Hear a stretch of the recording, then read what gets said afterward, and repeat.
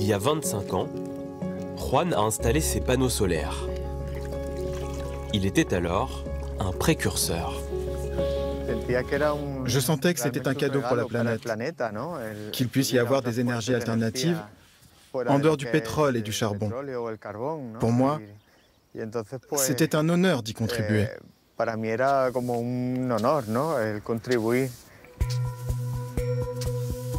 Jusqu'au jour où il découvre l'installation d'un immense parc photovoltaïque, juste en face de chez lui. 150 hectares de panneaux solaires, l'équivalent de plus de 200 terrains de football. Chaque jour, lorsque je me lève, je vois ce paysage et j'ai un nœud dans l'estomac.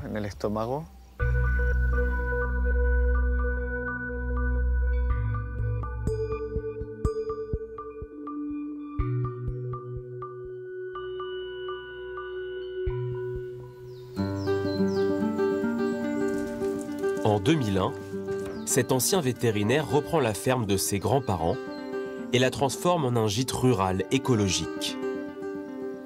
Un domaine de 30 hectares que Juan a rendu autosuffisant grâce à ses panneaux solaires. Cette photo représente notre propriété et on voit à quoi ça ressemblait il y a 40 ans. Tout était complètement abandonné.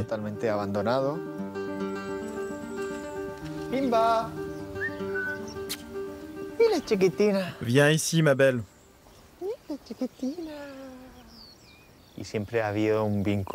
J'ai un attachement tout particulier pour cet endroit. Tous mes souvenirs d'enfance sont ici et ils sont très positifs. L'âme de ce lieu reflète beaucoup l'état d'esprit dans lequel j'ai vécu ici, lorsque j'étais petit. Il y a la connexion avec les animaux et le lien avec les plantes. C'est finalement ma façon de vivre que j'exprime à travers mon projet hôtelier. C'est clairement le projet d'une vie. J'ai transformé cet endroit en véritable oasis. Et c'est aussi ce que ressentent les gens quand ils viennent. Un espace d'harmonie, d'équilibre, de calme et de déconnexion.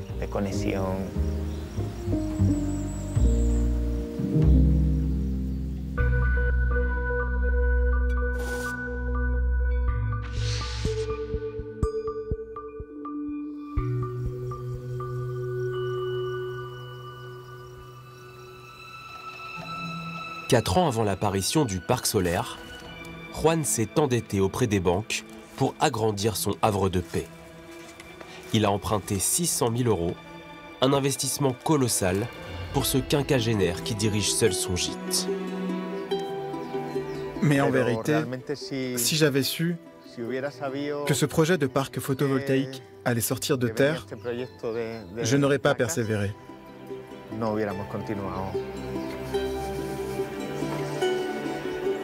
Aujourd'hui, son activité est menacée.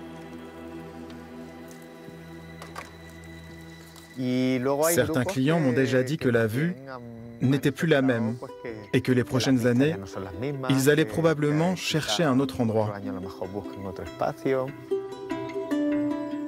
Je peux vraiment tout perdre, toute mon affaire. Bien sûr, les énergies renouvelables doivent se développer, mais pas de cette manière. Si Juan est préoccupé pour son avenir, c'est qu'il craint l'installation d'autres parcs solaires autour de chez lui. Je ne peux pas les laisser continuer à m'envahir comme ça. Il faut donner un écho à ce qui se passe, afin qu'il y ait une prise de conscience et de véritables changements. Ces entreprises ne doivent pas se prendre pour des créatures divines. Elles doivent se rendre compte que derrière un village, il y a des gens et aussi un avenir.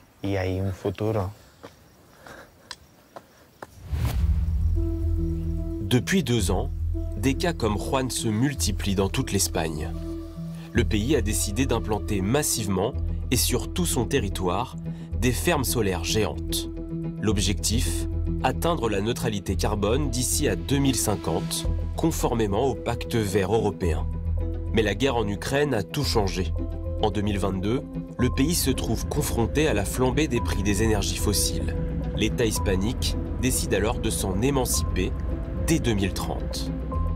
Pour atteindre cet objectif ambitieux, le gouvernement espagnol mise sur une région en particulier, l'Andalousie, la plus ensoleillée d'Europe.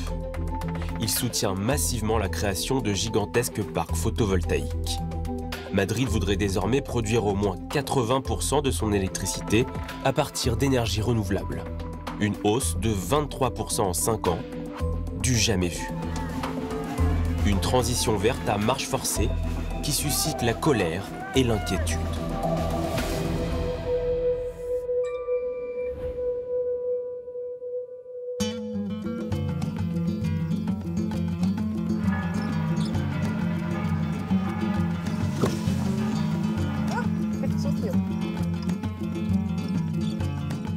Je suis née à Caniles. Je suis fille de boulanger. Mes parents étaient boulangers. Moi, j'adore vivre ici à Caniles. Tout y est parfait. Pilar Vázquez, 44 ans, est la mère de ce petit village de 3000 habitants. Depuis 10 ans, l'élu dirige cette commune sans histoire du nord de l'Andalousie.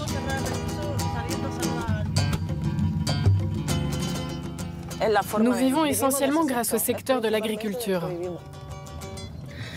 Les céréales, les amandiers et aussi les oliviers. Mais en 2020, une entreprise souhaite installer un parc solaire géant de 700 hectares dans la campagne du village. Soit au total, plus de 4 millions de panneaux solaires. C'était un projet positif. Il s'agissait de beaucoup d'argent. Nous avons un budget municipal qui s'élève à 4 millions d'euros. Nous devons répartir cet argent sur toute l'année. Et là, on met sur la table un projet de 96 millions d'euros qui va être mené à bien dans mon village. Je me suis dit, ça alors, c'est merveilleux, c'est super, quelle chance! Nous pensions pouvoir faire tout ce dont nous rêvions et pourquoi pas même un aéroport. Quelle a été ma surprise quand j'ai commencé à en savoir plus sur le projet? En quelques heures, j'ai compris que nous passions d'un projet très bénéfique financièrement parlant à un projet qui, si ça se trouve, menaçait l'existence même de mon village et qui pourrait entraîner son dépeuplement.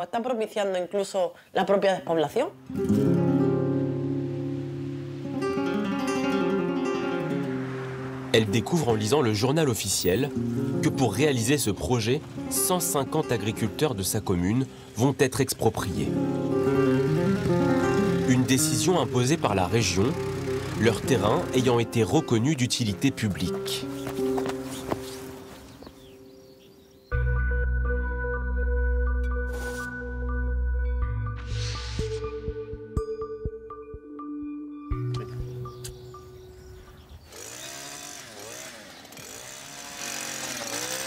José est olivron.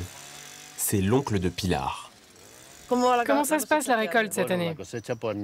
C'est pas mal. Une récolte moyenne. Le problème concerne surtout la chute des prix. José fait partie de la centaine d'agriculteurs contactés par l'entreprise de photovoltaïque.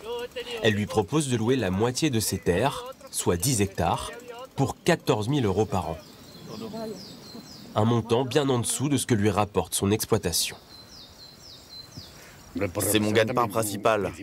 Pour le moment, mon moyen de vivre, c'est celui-là. J'ai passé tant d'années à construire tout ça. Malgré son refus, José apprend quelques mois plus tard qu'il sera bien exproprié. J'ai dû aller chez le médecin. Depuis, je prends des médicaments sans interruption parce que je n'arrive plus à dormir. Et tu as dû arrêter de travailler? Oui, c'est vrai. Je vis dans l'incertitude. Je me suis dit, la vie que tu as construite ne vaut rien en fait. Qu'est-ce qui est en train de m'arriver? Qu'est-ce que je dois faire? J'arrose? Je n'arrose pas? Je m'occupe de mes terres ou bien je m'en occupe pas? Quelle incertitude! Je me lève pour aller où? Qu'est-ce que je suis censé faire? Le projet, ce n'est pas une route. Ce n'est pas quelque chose qui bénéficie aux habitants de cette zone. On ne sait vraiment pas si ce projet est d'intérêt général.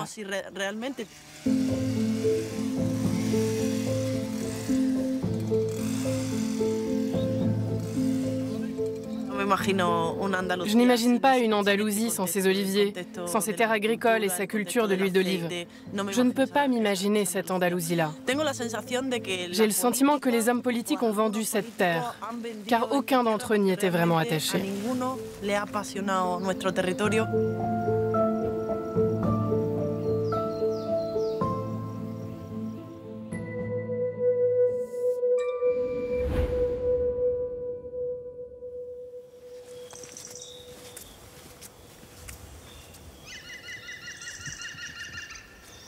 Ah, c'est un sifflet de pic royal.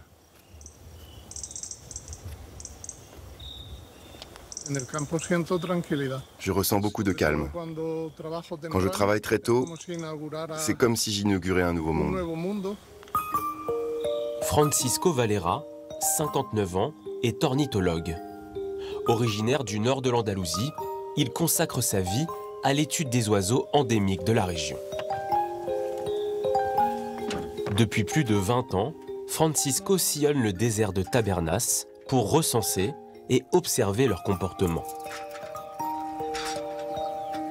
Ce matin, il installe des nichoirs pour aider le relier d'Europe à se reproduire. Cette espèce est aujourd'hui menacée de disparition. Ici, c'est une bonne zone pour le relier d'Europe. On n'a pas beaucoup de choix pour trouver les endroits, parce qu'il faut en général un terrain plat. Et cet oiseau préfère les endroits isolés.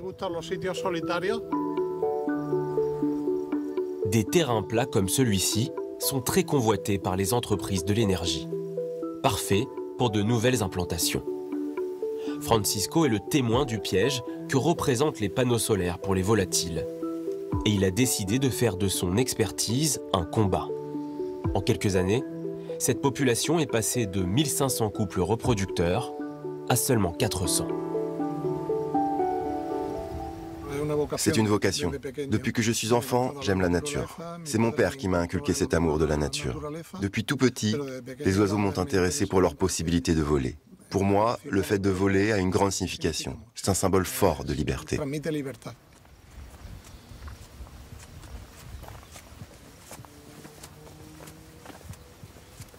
Ici, on a une mer de miroirs. Nous sommes dans le champ de panneaux solaires le plus grand de la province d'Almeria.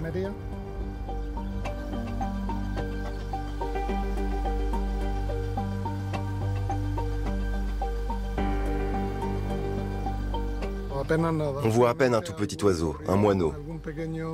Il ne devrait pas être là. Certaines études disent que les parcs photovoltaïques augmentent la biodiversité des oiseaux. Mais c'est faux. On voit surtout la prolifération de ces espèces, dites généralistes, au détriment de ceux propres à cette région. On a donc en réalité une dégradation des écosystèmes.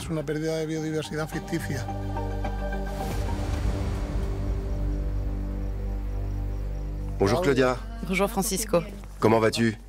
Très mal. Je viens d'un parc de panneaux solaires où ils sont en train d'arracher des milliers d'oliviers. Ça me brise le cœur. Ce matin, alors qu'il faisait encore nuit, des douzaines de personnes qui étaient en train de travailler, à 7 heures du matin, ont vu arriver des camions-citernes. Ce qui se passe, c'est une mise en danger de toutes les espèces et des êtres humains. Je ne sais pas si tu as le temps, mais va voir. Oui, j'aimerais bien aller y jeter un œil.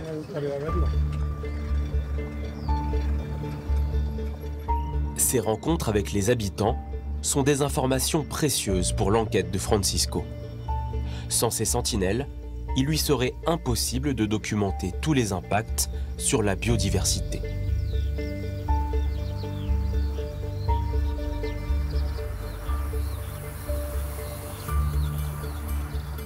Les fermes solaires sont une bonne idée pour la planète.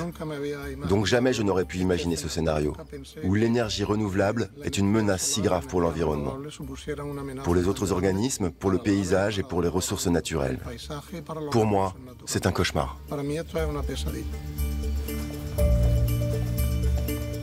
Une fois son travail de terrain terminé, Francisco poursuit ses recherches à l'université d'Almeria.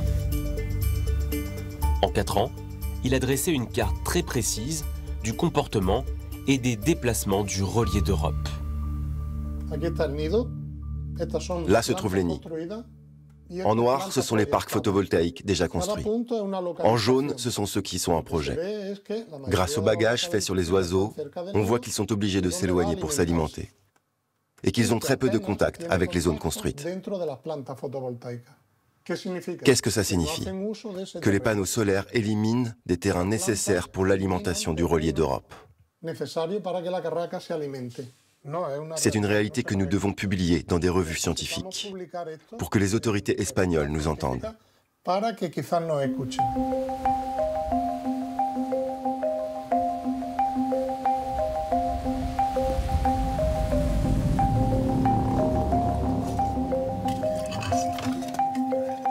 Face à la prolifération des installations de panneaux solaires, Juan et plusieurs habitants ont décidé de s'organiser. Ensemble, ils ont fondé un collectif pour protéger leur montagne contre les géants du photovoltaïque. Ce soir-là, il accueille chez lui ses voisins de la vallée. Allez, qui veut une infusion?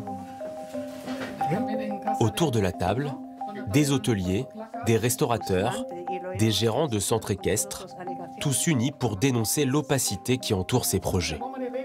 Comme Jessica et son mari, qui ont acheté leur maison il y a à peine 4 ans. On l'a appris par hasard grâce à un artisan qui est venu avec un outil de mesure. Il l'a installé juste au-dessus de notre balustrade. Les chiens ont commencé à aboyer. Je me suis approchée et je lui ai dit « Mais qu'est-ce que tu fais chez moi ?» Il m'a répondu « Oh, rien, je suis juste en train de repérer des points GPS. » « Mais comment ça? À quel point? Pourquoi faire? » Et là, il m'apprend que dans 6 mois, on va commencer à construire. Des travaux vont démarrer. Ça, c'était l'an dernier. Mais comment ça? Et donc, c'est là qu'on a compris que notre maison allait être encerclée de panneaux solaires, tout autour. Tout. 350 hectares. Et donc, nous sommes allés à la mairie. Ils nous ont donné aucune information. On a dû mener des recherches de notre côté. C'est clair que tous ces projets brassent énormément d'argent. À partir de là, y compris pour une mairie, c'est difficile pour elle de s'y opposer. Oui, c'est vrai. Et c'est en train de se produire dans d'autres régions. Ce n'est pas un problème propre à l'Andalousie, c'est aussi le cas en Galice, en Castille-La Manche, à Teruel, partout. C'est partout pareil.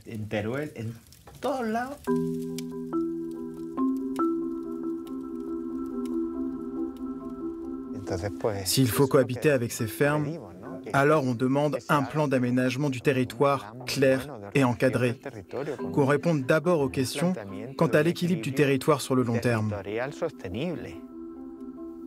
Ces projets doivent être menés dans des zones qui ne sont pas visibles ni depuis les villages, ni depuis les endroits touristiques. Est-ce que vous pouvez nous expliquer pourquoi ils ne préviennent pas les gens qui emménagent ici? Les mairies ne veulent pas se mouiller. Tout ça est irréversible. Quand on détruit un paysage de cette dimension, il ne sera plus jamais comme avant. Il ne pourra pas être amélioré, bien au contraire. Parce que ces projets, les parcs photovoltaïques, comme les éoliennes, ont une durée de vie moyenne de 25 ans. À terme, ce seront des cimetières de panneaux solaires abandonnés.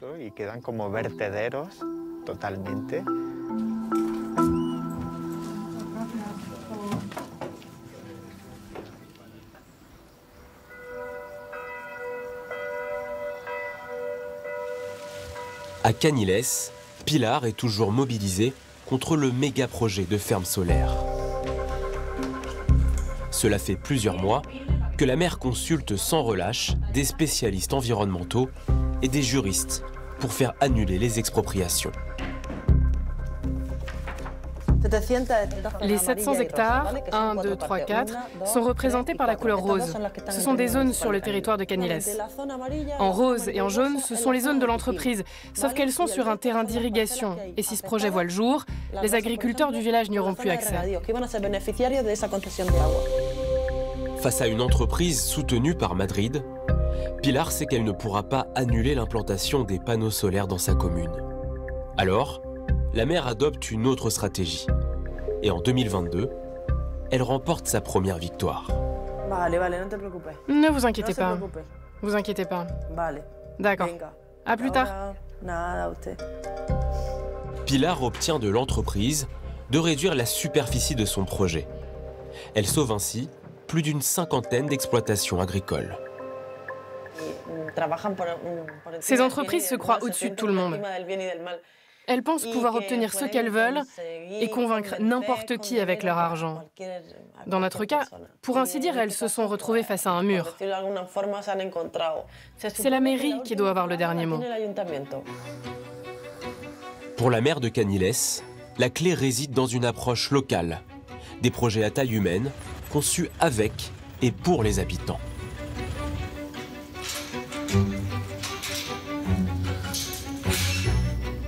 Depuis 2019, la commune produit son électricité. Pilar a fait construire une petite ferme solaire, 110 panneaux photovoltaïques qui ont suffi à changer le quotidien des villageois. Ici se trouvent tous les panneaux qui emmagasinent l'énergie solaire. Cette petite tour que vous voyez là, elle transporte l'énergie jusqu'au puits en bas. Elle recueille l'eau, la fait monter pour qu'elle soit ensuite distribuée à tous les habitants.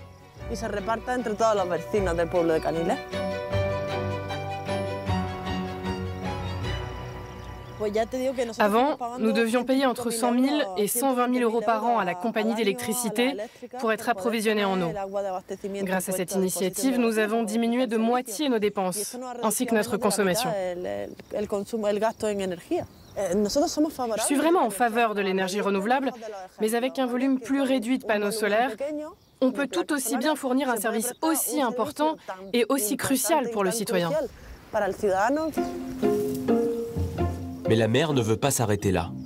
Elle compte étendre ce type d'installation locale pour que tout le village puisse atteindre l'autosuffisance énergétique. Une manière pour Pilar de démontrer que l'avenir de l'Andalousie peut s'écrire autrement qu'en sacrifiant ses paysages et son agriculture.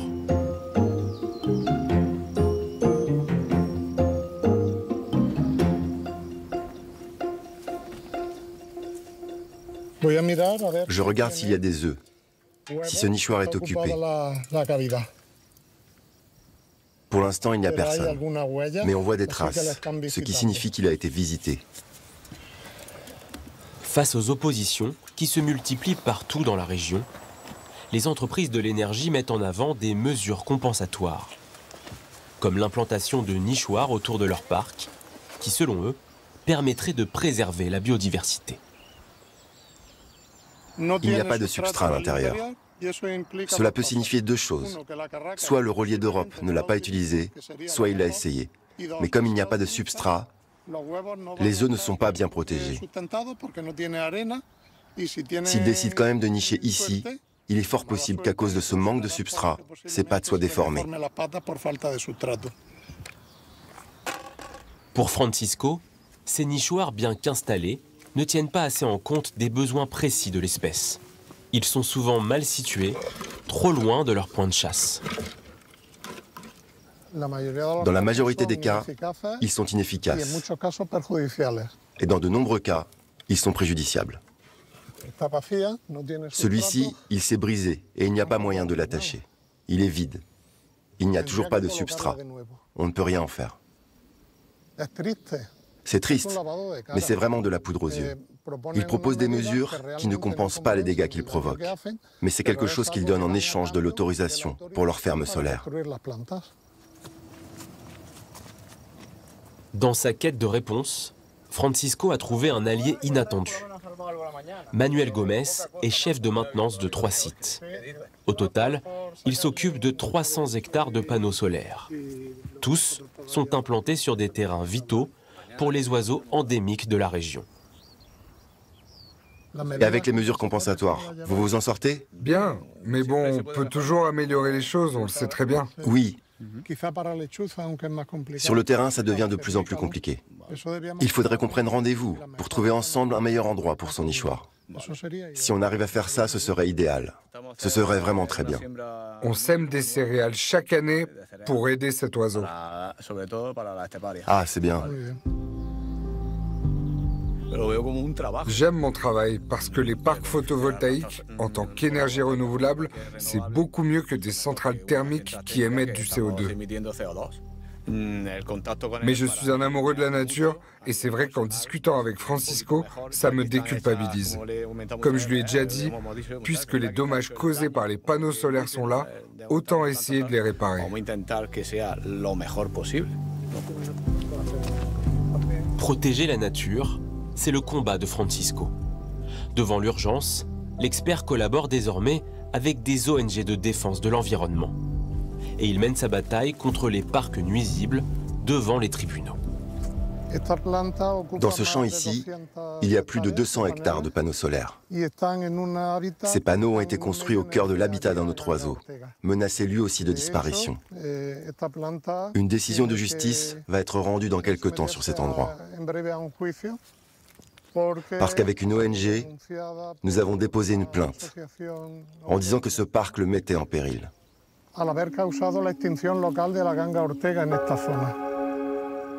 Grâce aux recherches de Francisco, l'ONG a gagné une bataille judiciaire. L'entreprise de photovoltaïque va devoir démanteler son parc. Une décision sans précédent en Espagne. Ce sont des petites lueurs d'espoir. Et si nous arrivons à démontrer ici qu'un mauvais procédé cause des dommages, alors peut-être que nous permettrons que ça ne se reproduise pas ailleurs.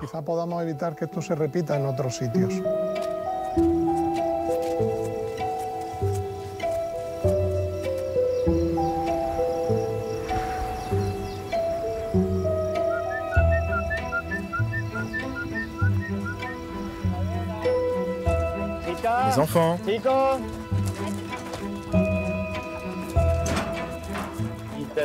Vous avez pris l'arrosoir? Vous avez pris l'autre sac? Chaque semaine, c'est le même rituel. Juan reçoit les enfants du village dans son oasis. C'est une pousse de caraboutier. C'est une des plantes autochtones de la région. La plus grande partie du reboisement se fait avec des caraboutiers. C'est un arbre très résistant aux fortes températures, chaudes et froides. Allons planter un arbre. Il veut donner à la jeune génération les clés pour protéger l'environnement. Regardez ce qu'il faut faire, les enfants.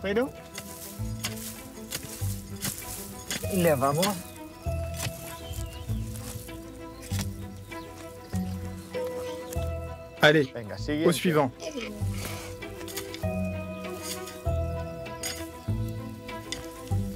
Ah, très bien. Là, je régénère le sol. Je plante des arbres avec cette terre qui est presque une terre désertique. Alors que quelques mètres plus loin, c'est tout le contraire qui a lieu. On arrache toute la vie et on laisse les sols comme morts. C'est ma façon de résister. Tu veux que je t'aide? Tu peux l'aider?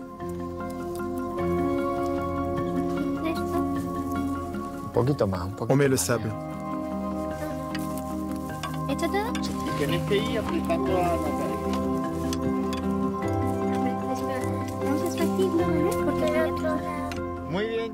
Ça, c'est très bien, les enfants.